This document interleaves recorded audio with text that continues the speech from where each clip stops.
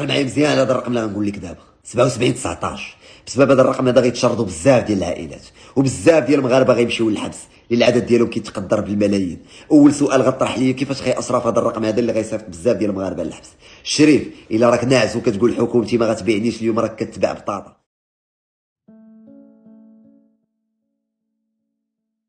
في البرلمان وانتم ما بخباركم والو. هذا القانون اش كيعني عندي انا؟ كيعني انني غنبيعك فابور، ماشي غير فابور، دخلتي عندي وطمعتك وجبتك المصيده واليوم غنبيعك غتباعوا فابور، وماشي غتباعوا غنشردوكم وغنصيفطوكم للحبس في بلاصه اخرى ماشي حتى في بلادكم. الجاليه المغربيه المقيمه بالخارج والمغاربه كذلك المقيمين هنا وعندهم عائلاتهم عايشين برا، عندك يسحب لك هذوك الناس اللي عايشين برا كيقولوا واه الحمد لله تهنينا من هذه الحكومه، على الاقل ما عايشينش معها باز دوك عائلاتنا اللي عايشين مع ديك الحكومه. كنقول لك داق داق الشريف فاق، هاهي وصلات عندك لاوروبا وهي غتبيعك وغتشردك. على الاقل حنا راه عايشين هنا نتوما حسن عوانكم، حسن عوانكم، حيت المعظم ديالكم غيمشي للحبس والمعظم الاخر غيتشرد والمعظم الاخر حياته غتقلب ليه راسا على عقب. هذا مشروع قانون 77 19 اللي مشات تصادقت عليه الاول مره واقيلا في شي فيديو ديالي، قسما بالله غنحلف فيها حتى نقول صدق الله العظيم على هذه البلاد. هذا مشروع قانون انا هذا الفيديو هذا اضطريت انني ما نخرجش به، تيجي وزير الناطق الرسمي باسم الحكومه من الحج باش نمشي نسولو على هذا السؤال هذا. وفي هذا الفيديو هذا غادي تشوفوا انني طرحت عليه سؤال وغتشوفوا الاجابه ديال الحكومه شنو الراي ديالها في هذا القانون هذا، حيت هذا القانون هذا بمثابه اعدام، هذا القانون هذا بمثابه تشريد المغاربه، هذا القانون اللي مشات تصادق عليه اللي نتوما بخباركم شو ناعسين واليوم راه جالسين كيدوزوا فيه، راه جابوه للجنه وعرضوه امام قبه البرلمان، راه بمثابه تشريد فعلا عائلات كثيره وبزاف ديال الناس غيمشيو للحبس. مشروع قانون 77 19 كيقول لك عباد الله، كيقول لك ان المغرب مقبل على دار واحد الاتفاقيه في 2019 دارها العثماني رئيس الحكومه السابق مع شهبون وزير الماليه مع الاتحاد الاوروبي في اطار التبادل ديال المعلومات. شنو الاضرار ديال هذا 77 19؟ هو ان اي مغربي عايش برا المغرب، البنك المغرب غيعرض للاتحاد الاوروبي الاملاك ديالو داخل المغرب، العقارات، الكونت بونكير ديالو، بزاف ديال الاشياء. انا سؤال غنطرحو عليك السي عزيز اخ نوش والحكومه ديالك ولا وزير الماليه ولا حتى دوك اللي سبقوك منهم العثماني والاخر، اش غديروا في الفصل الدستوري 25؟ واش غديروا في الدستور في المعلومات اللي كتخصني انا داخلي؟ البارح كنتو كتقولوا للجاليه اجيو مرحبا بكم تستثمروا هنايا، اجيو تشريو الديور، اجيو ديروا الاستثمارات، واليوم غادي تبيعوا داكشي الاخبار ديالهم والاسرار ديالهم للاتحاد الاوروبي. اسمع المساوي والاخطر من ذلك ان المغاربه غيتشردوا وغيمشيو للحبس بسبب هذا القانون هذا. اتصل بيا واحد المصدر من بلجيكا خدام في وزاره الداخليه البلجيكيه وهو من اصل مغربي. اسمع مزيان اش غيقول لي والخطير من اللي غيصيفط المغاربه للحبس. اسمع مزيان اش غيطرى للمغاربه اللي عايشين في بلجيكا وفي هولندا وفي اسبانيا وفرنسا وكاع المغاربه المقيمين في الاتحاد الاوروبي، اش غيطرى لهم بعد ما غيصادقوا على هذا القانون هذا، وعندهم حق يصادقوا عليه حيت عندهم الاغلبيه الكافيه، وحتى اللي ما باغيش يصادق عليه جمونفو في المعارضه وما عندهم الاغلبيه. الا قال اخ نوش تصادق راه غيتصادق. هذا القانون اش غيدير للمغاربه عباد الله؟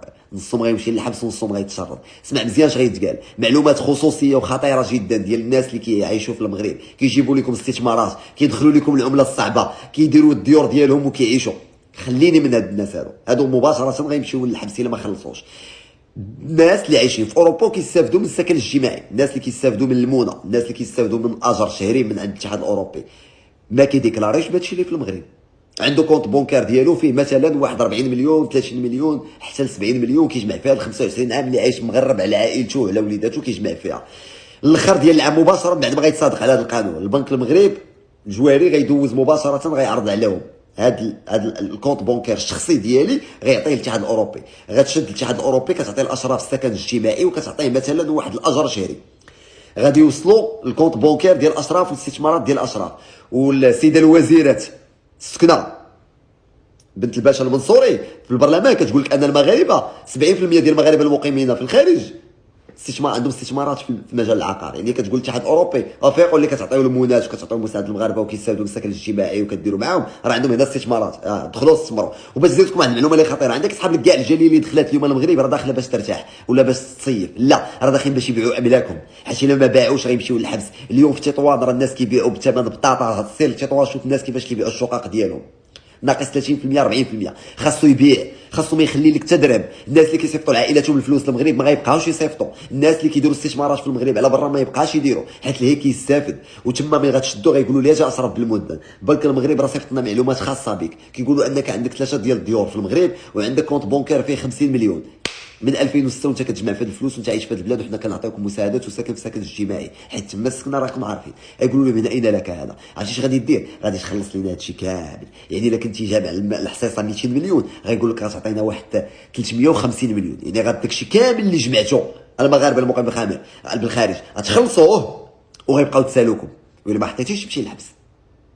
اما السكنه راك خارج منها راه غتشرد، راه غير غيصادقوا على هذا القانون باي باي السكنه راه غيخرجوك برا، حيت غير غيوصل الاتحاد الاوروبي المعلومات الخاصه بك انت غادي يتحاسبوا معاك. علاش درتي هادي وفين كنتي درتي هادي وفين درتي هادي وفين مشيتي هادي وفين درتي هادي.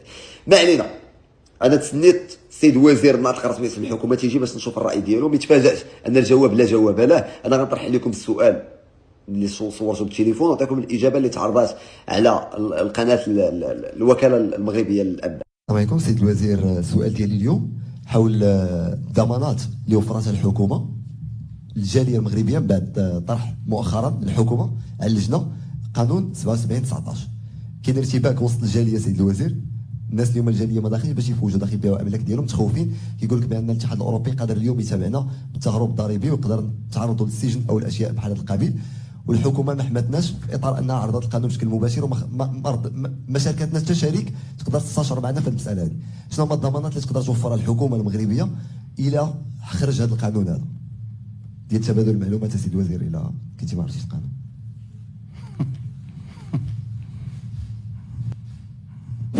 الو بالنسبه للاتفاق اللي تكلمتي عليه، اولا هناك القانون الذي بموجبه يطبق الاتفاق، ولكن احنا كنتكلموا على الاتفاق ليس هناك الان اي حاجه اللي تقدر اليوم تخوف اي مغربي كيف ما كان في اي منطقه في العالم، سواء مغاربه العالم نبغي نطمئنهم ما كاين حتى حاجه اللي كتمس بالحقوق ديالهم او اللي كتمس وضعيتهم. المجلس الحكومي والمنح الدراسيه.